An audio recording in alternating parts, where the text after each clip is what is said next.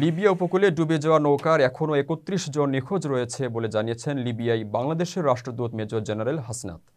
২৮ থেকে ৩১ জানুয়ারি পর্যন্ত লিবিয়ার পূর্বাঞ্চলীয় উপকূল ব্রেগাতে একে একে ভেসে ওঠে ২৩টি লাশ।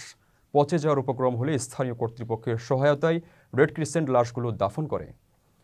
রেমিটেন্স যোদ্ধাদের ঢাকায় বিশেষ ছাড়ে রেডি ফ্ল্যাট দিচ্ছে শতভাগ বিশ্বস্ত ও নির্ভরযোগ্য প্রতিষ্ঠান প্রবাসীর সিটি।